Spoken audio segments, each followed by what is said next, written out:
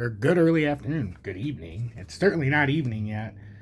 Good early afternoon, 12:30 p.m. I'm XRP Future Millionaire, and we're gonna start out by watching what the Fed President Master said and how she doesn't believe a 75-point basis hike is needed. I vehemently disagree, and I believe more than 75 basis points is needed on this next hello everybody, is needed on this next rate hike. So we're gonna see what she says. President Mester, thank you for joining us. Thanks a lot, Sarah, for having me. I'm gonna take my face off so you can watch. You just heard another really steep sell-off, an ugly day on Wall Street. Is this part of the plan to see tighter financial conditions? Well, yes, but not necessarily all at once. So again, we're really committed at the Fed to get inflation under control, achieving our dual mandate goals of price stability and maximum employment. And as we've,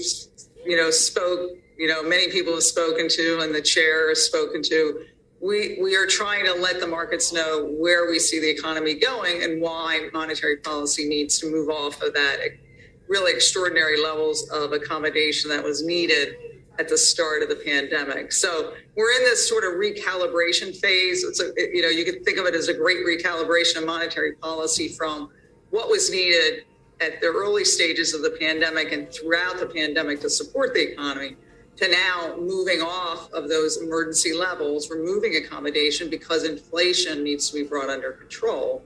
And of course, our goal is to do that in a way that sustains the expansion and sustains healthy labor markets.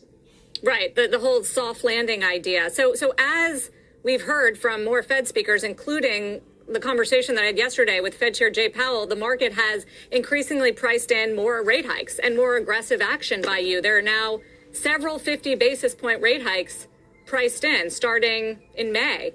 Is that right to you? Well, they're reading the same economy, data and making their judgment, and then taking what we've said at the Fed about what our intentions are.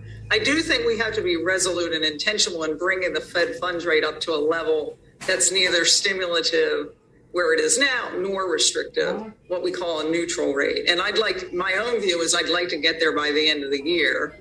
And my own estimate is around 2.5% for the neutral rate. And then that puts us in a really good position to look at what the effect of our changes in monetary policy have meant for the economy, as well as a lot of other factors that are really driving these high inflation readings. For example, the supply chain disruptions, war in Ukraine, which is terrible, but also adding an economic burden in terms of higher energy prices, higher commodity prices, higher food prices, the zero COVID policy in China, which is affecting supply. Bullshit. She knows she's lying. It has nothing to do with Russia. This whole Russia thing has about 1 to 3% of the inflation we're feeling. So the other 97% is on our Fed. So get over yourself. Change. So there's other things other than monetary policy affecting the inflation rates. But we have to do our part with our policy tools to reduce some of the excess demand in the economy and bring demand into better sync with the constrained supply side. And that's what we're in the process of.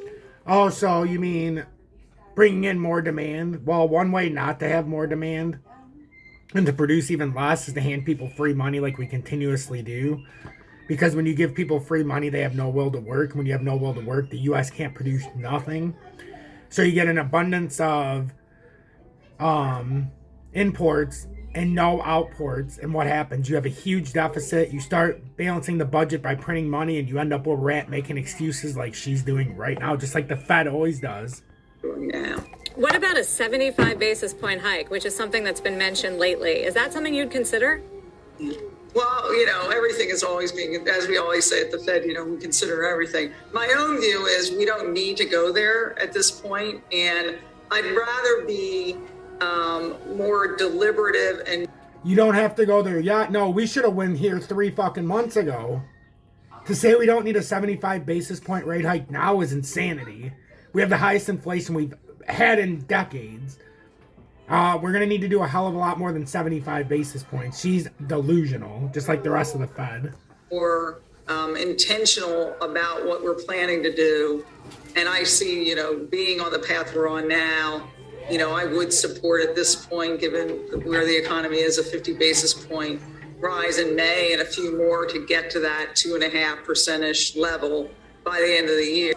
It's actually 3.25 they're trying to get to. So she's even giving you the less hawkish, but they're trying to get to 3.25. Don't let her fool you. We're getting to 3.25 this year, minimum.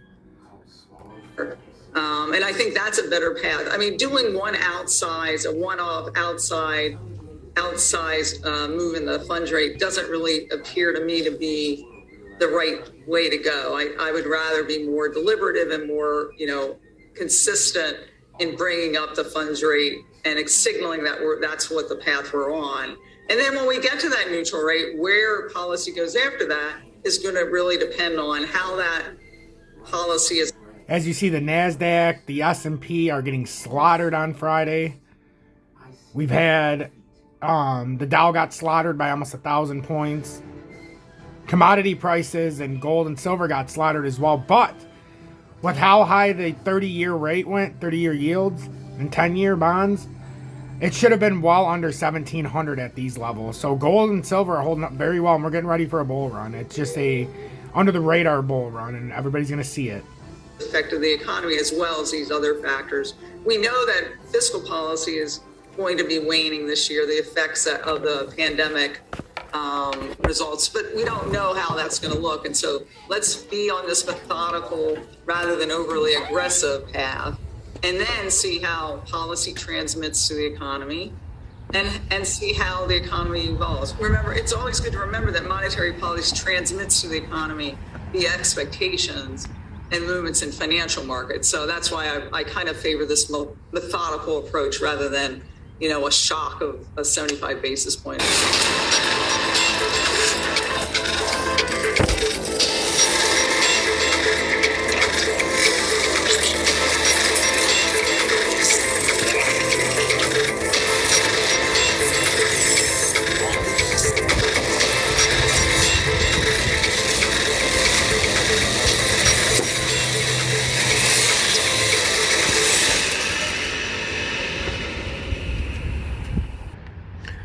Good early afternoon, 12:38 p.m. Eastern Standard Time on the East Coast in the United States of America. I'm XRP Future Millionaire, and I reside in the great state of Michigan. And I want to thank everybody for tuning in. Oh, yeah, we got the flag in the background. But it's a very nice, beautiful, sunny day here in the great state of Michigan. I just want to say hi to everybody. I'm going to turn this off, my face, but we got to get into the charts. I want you guys just to see behind me how beautiful of a day it is back here in this great state of Michigan. No snow today, no rain. Nice 70-degree day. I know, snow in 3 days ago, and 70 degrees now. It's just a great way it is. So let's take a look at the charts. So what we got going on here right now is we got Bitcoin fighting with itself. The problem that I keep seeing, though, is even when you go into the 1 hourly, just by making these small moves, look how high up we're going on stochastic. There is not a lot of volume coming in, and the price is rising. Volume continues to crash, and that's not a good sign. We had one volume spike here in the 30-minute, and it wasn't even that great, I'll be honest. And what it looks like Bitcoin's trying to do is I can see a bull flag forming here, possibly. And we could possibly get ourselves up to about 40,624, but that's only if we can get out on the 4 hourly and break here. We need to break the 20-day to start making any kind of move right here in the 4 hourly. Break it down even farther, the 2 hourly, which is one that I like to go to. We're currently up at the resistance level of 39,971. In the short term, we got rejected, but you can see a W forming. So I'm looking to enter a position, but I'm waiting for some kind of back test and show me something here to make it to where I can buy into XRP. That's what I want. I would have loved to have seen Bitcoin get on top of 40,000 and hold that, but we're fighting with it right now. XRP, like if you look at XLM, starting to come up to fight the 2 hourly. XRP is sitting at 71.4, and it has not come up as far as XLM yet. So we're still in the interim move for XRP, and I'm debating right now because look how low the RSI or stochastic is in the 2 hourly. XRP did a phenomenal job dumping down. But now you can see because of the lack of volume, we're getting forced back down. But you can see we're trying to create a weird W reversal. And if it was me, if you were to enter a position It's still in a good range. You're right next to the 20-day and the 30-minute time frame, which could sign that we're having a real quick reversal here. I would have, if you're buying in, a stop loss at around that 706 level. So if you bought here, stop loss at 706. But that's obviously if you're not looking to ride it at any length and you don't trust that it's going to come back down here and touch 69.6. I still think the best possible buy would have been 69.6 if it would have come back down here. It just never has. It still makes me nervous. That's why I haven't bought in that this is a continuation pattern and it's just kind of disguising itself.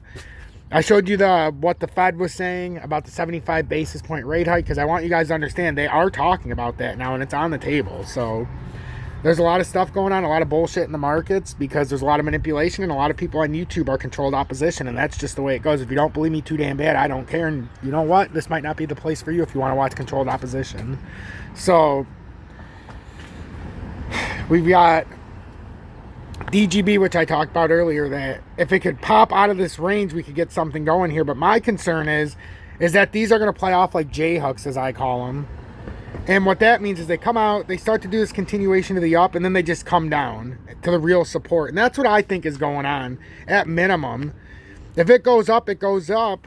But right now, I'm not willing to take that gamble right now. I'm looking to throw like $6 grand down on a trade and try to make 10, 15% here.